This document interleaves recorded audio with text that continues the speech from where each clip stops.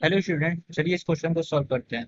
Question कह रहा है what is the effect of hydrogen bonding on the viscosity of a liquid. तो इस क्वेश्चन में जो की कॉन्सेप्ट यूज होगा वो है फैक्टर्स अफेक्टिंग विस्कोसिटी। विस्कोसिटी तो पहली बात हम लोग बात करेंगे एच बॉन्डिंग। एच बॉन्डिंग है क्या? Means hydrogen bonding. H bonding means hydrogen bonding.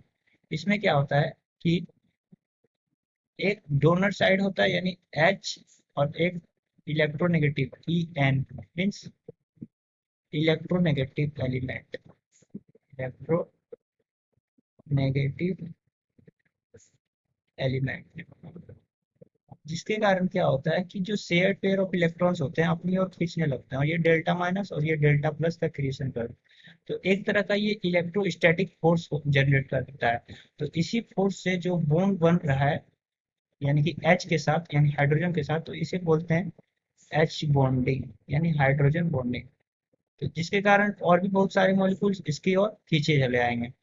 जैसे फॉर एग्जांपल यहाँ पे क्या दिया गया है, वाटर ले लेते हैं H2O। H2O यानी OH, यहाँ पे भी क्या हो रहा है, एक तरह का H बॉन्डिंग हो रहा है क्योंकि O जो है वो है मोस्ट इलेक्ट्रोनेगेटिव एलिमेंट। तो एक इलेक्ट्रोनेगेटिव एलिमेंट के साथ हाइड्रोजन जुड़ा हुआ है, तो इस तरह के इफेक्ट यानी कि H बॉन्डिंग के इफेक्ट देखे जाएंगे। अब दूसरी बात है यहाँ पे विस्कोसिटी। विस्कोसिटी क्या है? विस्कोसिटी एक रेजिस्टेंस है जो कि फ्लो में आता है, यानी कि resistance. It is a measure of resistance to flow. Means दो लेयर के बीच में जो एक तरह का रेजिस्टेंस, यानी कि ये अगर इधर जा रहा है तो ये इसको अपोज करता है थोड़ा। तो इसी अपोजिशन फोर्स को यानी कि इसी अपोजिशन फोर्स को बोलते हैं विस्कस फोर्स। विस्कस फोर्स, और इस प्रॉपर्टी को बोलते हैं viscosity.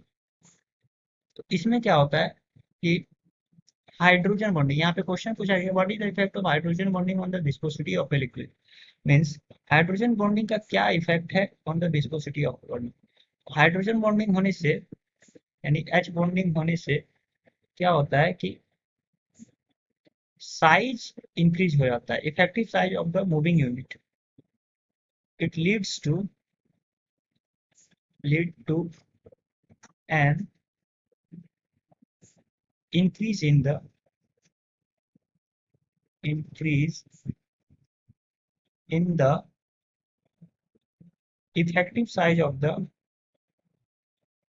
effective size of the moving unit moving unit in the liquid। यानी कि इफेक्टिव साइज बढ़ गया। अब इफेक्टिव साइज बढ़ने से ऑब्वियसली क्या होगा कि उसमें रेसिस्टेंस आएगा। तो due to an increase in the size and mass due to an increase in the size and mass of the molecule, the molecules of the liquid experience greater resistance than these molecules, yani then it experience